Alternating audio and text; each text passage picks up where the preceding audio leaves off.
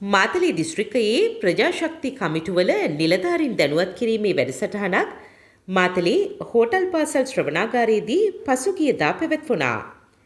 ඒ ග්‍රාමීය සංවර්ධන සමාජ ආරක්ෂණ සහ ප්‍රජා සවිබල ගැන්වීමේ අමාත්‍ය උපාලි පන්නිලගේ මහතාගේ ප්‍රධානත්වයෙන් මෙම අවස්ථාවට බුද්ධ ශාසන ආගමික හා සංස්කෘතික කටයුතු නියෝජ්‍ය අමාත්‍ය ගමගෙදර දිසානායක මාතලේ දිස්ත්‍රික් පාර්ලිමේන්තු මන්ත්‍රීවරුන් වන දිනේෂ් හේමන්ත, සුනිල් බියන්විල, දීප්ති වාසලගේ යන මහත්ම මහත්මීන්, නගරාධිපතිවරුන්, ප්‍රාදේශීය සභා සභාපතිවරුන් ඇතුළු මහජන නියෝජිතයින්, ග්‍රාමීය සංවර්ධන සමාජ ආරක්ෂණ හා ප්‍රජා සවිබල ගැන්වීමේ අමාත්‍යාංශයේ ලේකම් සම්පත් මන්ත්‍රීනායක, මාතලේ දිස්ත්‍රික් ලේකම් ප්‍රසන්න මදනායක, ජනාධිපති ජ්‍යෙෂ්ඨ අතිරේක ලේකම් කපිල ගුණරත්න යන මහත්වරුන්, ප්‍රජාශක්ති ලේකම් කාර්යාලයේ නිලධාරීන් ඇතුළු රාජ්‍ය නිලධාරීන්, ප්‍රජාශක්ති සංවිධානවල ලේකම්වරුන්, සභාපතිවරුන් ඇතුළු විශාල පිරිසක් සහභාගී වුණා.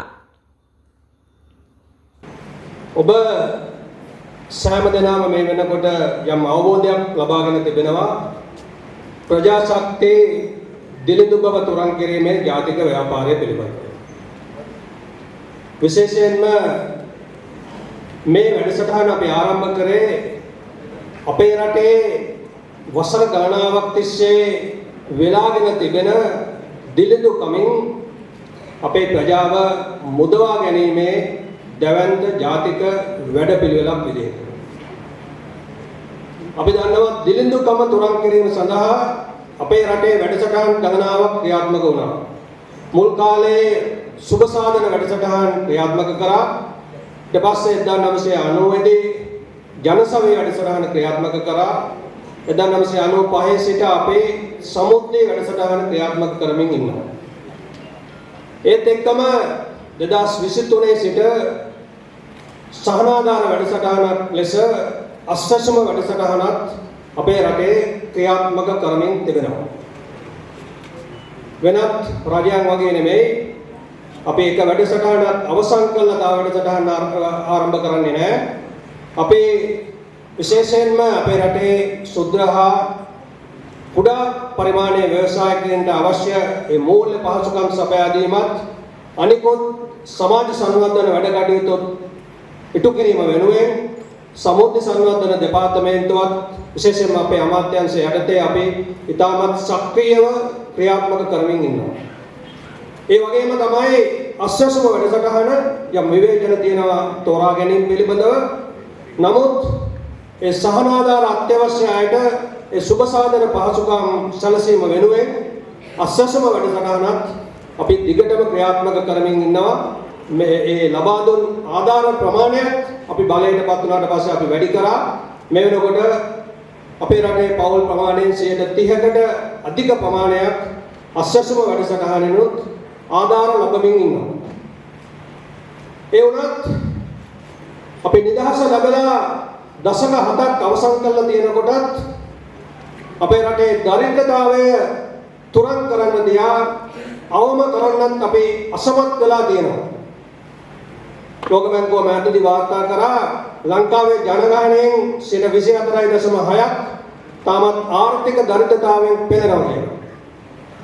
ඒ වගේම 2019 දී ගණනය කරපු බහුමාන දරිද්‍රතාවය පිළිබඳ දර්ශක ජීවන තත්ත්වය, අධ්‍යාපනය සහ සෞඛ්‍ය කියන මූලික දර්ශක පදනම් කරගෙන මේ බහුමාන දරිද්‍රතාවය පිළිබඳ දර්ශකවලදී අපේ රටේ සෑම පුද්ගලයන් 6 දෙනෙක්ගෙන්ම එක් අයෙක් දිලිඳුයි කියලා ගණනය කරලා තිබෙනවා.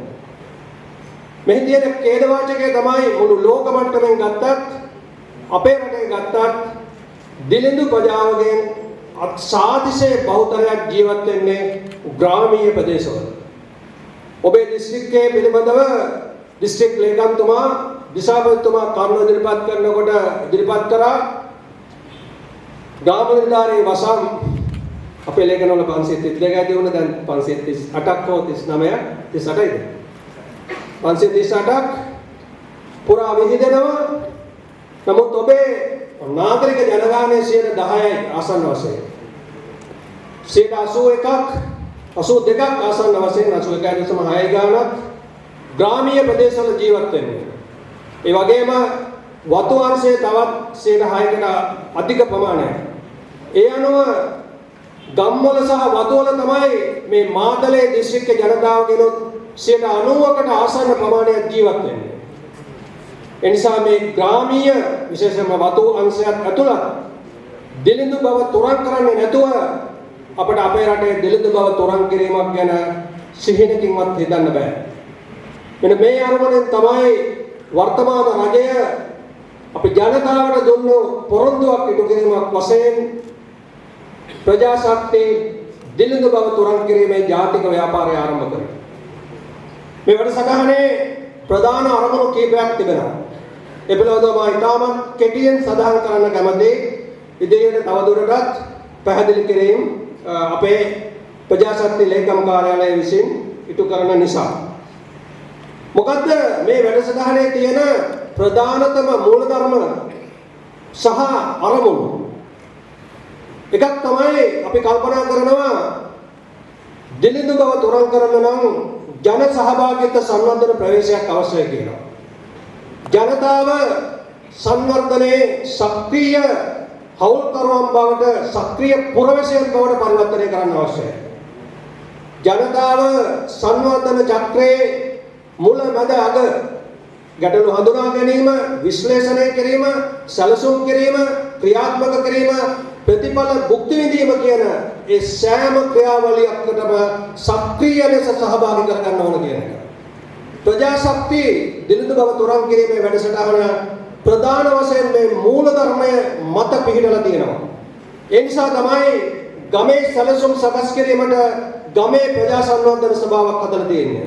ඒ ප්‍රජා සංවර්ධන සභාව ගමේ ඉන්න ප්‍රජා නියෝජිතයෝ, ගමේ රාජ්‍ය නිලධාරීන්, දේශපාලන අධිකාරිය, ගම හෝ පිටත ඉන්න රජයේ නිලධාරීන් වෙන්න පුළුවන්, විදේශගත ශ්‍රී ලාංකිකයෙක් වෙන්න පුළුවන්, බුද්ධිමතුන්, උගතුන්, ව්‍යවසායකයින් ආදී සියලු දෙනා එක්රැස් කරගත්තු සංවර්ධන සභාවක් බවට පරිවර්තනය කරලා තියෙනවා.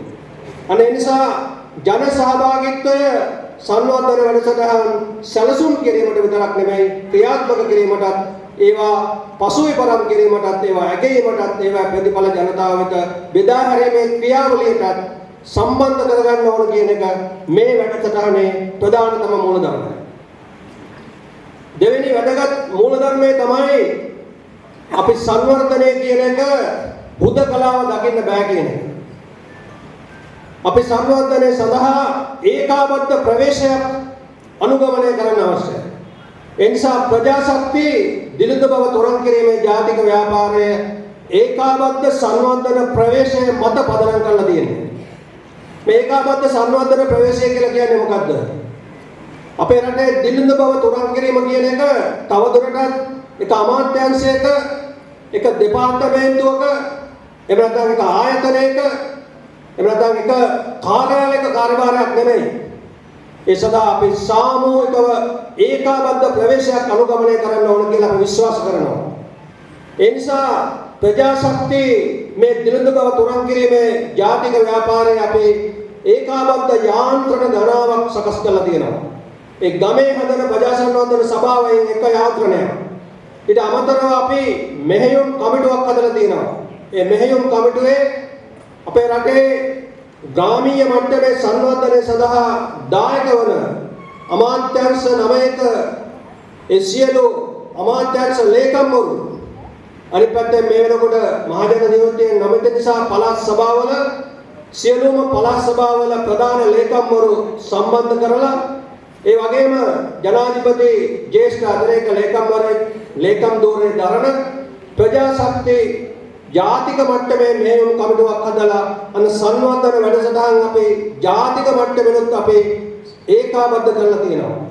ගාමීය මට්ටමෙන් ප්‍රජා සංවර්ධන සභාව හරහා ඊට පස්සේ ප්‍රාදේශීය සම්බන්ධීකරණ කමිටු වලට අපේ චක්‍රලේඛයක් නිකුත් කරලා තියෙනවා. රාජ්‍ය පරිපාලන, පළාත් සභා සහ පළාත් පාලන අමාත්‍යාංශය ස්වදේශ කටයුතු චක්‍රලේඛ 3/2025. ඒ යටතේ සෑම ප්‍රාදේශීය සම්බන්ධීකරණ කමිටුවකම ප්‍රජා සංවර්ධන සභා සම්බන්ධීකරණ නිත්‍ය අනු කමිටුවක් පිළිගලා තියෙනවා. ඒ නිත්‍ය අනු කමිටුවේ තමයි ප්‍රජා සංවර්ධන සභාවලින් එන යෝජනා සලකා බලලා තවදුරටත් විශ්ලේෂණය කරලා ඒවා ප්‍රමුඛතාගත කරලා ඒ චක්‍රලේඛේම අපි දිස්ත්‍රික් සැලසුම් කමිටුවක් ස්ථාපනය කරලා තියෙනවා. ඒ දිස්ත්‍රික් සැලසුම් කමිටුවට යොමු කරන්න අවශ්‍යයි. ඒ ක්‍රියාවලිය තුළ හුදකලාව දැන් මීට කලින් ජනසවිය කියනකොට ජනසවිය බාරකාර අරමුදල කාර්යභාරයක් තමයි දෙවිදු බව තොරන් කරන එක. සමුද්‍ර වැඩසටහනේ විතරක් තමයි එක කාලෙක. තව කාලෙක අස්වසම ලබා දෙනකොට ඒ වැඩසටහනේ විතරයි. එහෙම නෙමෙයි. අපි සියලු දෙනා ඒකාබද්ධ ප්‍රවේශයක් මේ දෙලුඳු බව තොරන් කිරීම සඳහා අනුගමනය කළ යුතුයි කියන මූල ධර්මයේ මත පිළිදලා අපේ ප්‍රජාශක්තිය ජාතික ව්‍යාපාරය නිර්මාණය කරලා තියෙනවා. ඒත් එක්කම අපි කල්පනා කරනවා දෙලුඳු බව තොරන් කිරීම සඳහා අපිට ජාතික මට්ටමේ නායකත්වයක් අවශ්‍යයි කියලා. ඒක තව දුරටත් හුදකලා මම කලින් කිව්වා වගේ එක් අමාත්‍යාංශවල පමණක් කාර්යභාරයක් නෙවෙයි. ඒ නිසා අපි ජාතික ප්‍රතිපත්ති සභාවක් හදලා තියෙනවා ප්‍රජාශක්ති ජාතික ප්‍රතිපත්ති සභාව හදලා ගමේ සංවර්ධනය සඳහා දායක වන ඍජුවම සම්බන්ධ වෙන අමාත්‍යාංශවල අමාත්‍යවරු 9 දෙනෙක් එහි සමාජිකත්වයේ දරනවා. එහි නායකත්වය, එහි සභාපතිත්වය ජනාධිපතිවරයාම දරනවා අන්න ජාතික නායකත්වයක් ලබා දීම සඳහා. ඒ ප්‍රජාශක්ති ජාතික ප්‍රතිපත්ති සභාවේ ලේකම් ධූරයේ ජනාධිපති ලේකම්වරයා දරනවා.